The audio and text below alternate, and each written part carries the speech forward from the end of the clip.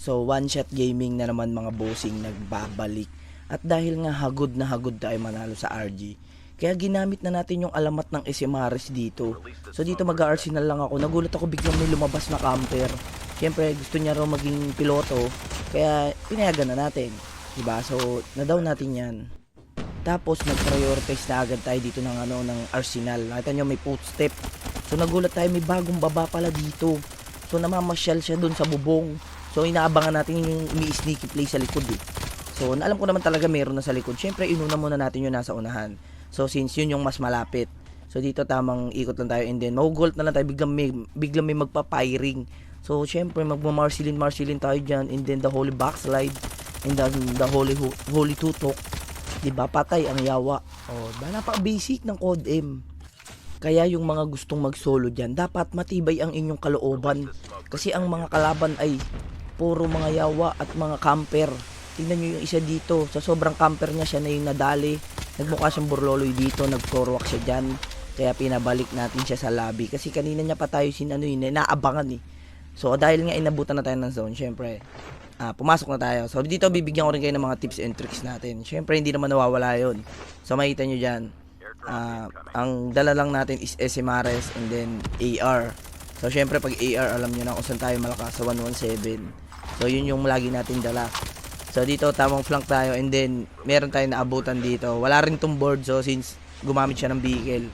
So syempre ipupush na natin yan. So lamang tayo nasa atin yung advantage. So basta hindi ka lang kakabahan sa mga gameplay mo, okay yon. So natin nyo, down 1 tayo dyan and then magbo-board ulit tayo, push tayo dito. And then meron na naman tayo nakitang isa and then bababaan natin yan. Tatry ulit natin makapitas. So down 2 na tayo dyan. So after mo maka-down, pwede na pumasok eh. Pero sabi ko nga, wag ka muna agad papasok kasi meron ka rin mga makakasabay or mas maganda sabayin mo lang yung zone. Diba? So hindi ka naman agad mamamatay dyan. Nakita nyo, nakadali na naman tayo. So pag push natin, so dito na tayo mambabalagbag. So dito napakaganda ng pasok natin. Nakita nyo, nagigibaan sila rito, umentrance yung gwapo. Tapos tinutukan natin yung dalawang dudong, isa naglapak ng defender doon. So syempre unahin natin sa right side and then meron pa sa left side. Nakita nyo, kulong na yung position natin dyan. Pero papalagan natin yan. Da-down one na natin yan. And then meron pa tayo dito sa right side natin nagigibaan. Sasalihan din natin yan. Diba? Sabi ko nga sa inyo, wag ka lang kakabahan sa naiisip mong play. Tuloy-tuloy mo lang yan. So ipupush natin yan. Siyempre hindi tayo kabado. Gwapo tayo. Ida-down one ulit natin.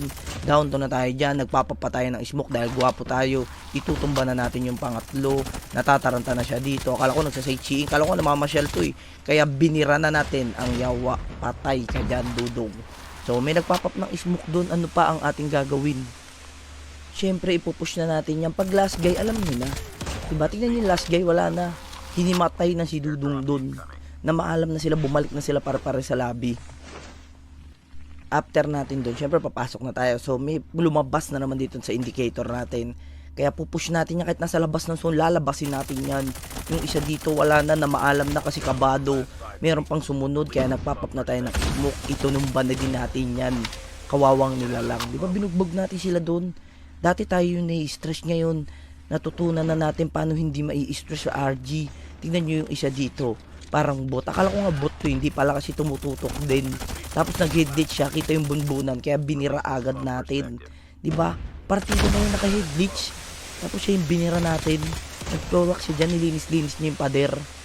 O, 'di ba? So 1v1 na naman tayo. Ay hindi pala to 1v1. 2v1 pala. So 3 teams pa kami dito. Syempre, bibirahin na din natin 'yan. So yung isa dito nagpapanggap na karpintero sa bubong. Hindi ko alam kung ano yung ginagawa niya diyan. Pero mas kampante siya kapag nandun siya. Pero maganda naman yung positioning niya. Diba? So makikita nyo lamang yung position niya. Kaso, hindi pumabor sa kanya dito yung zone. Yung zone kasi is nasa likod ko. So lamang pa rin ako. Kasi ako yung mauunang pumasok. So, and then, una pang maganda yung pesto ko sa kanya.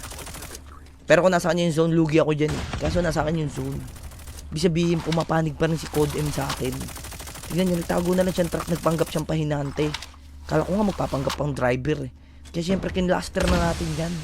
Dahil alam ko lalabas ka din naman dyan sa lungga mo. Mikot-ikot siya rito parang helicopter. Kaso wala, natatapilok siya doon. Kaya tinapos na agad natin ang laban. Diba?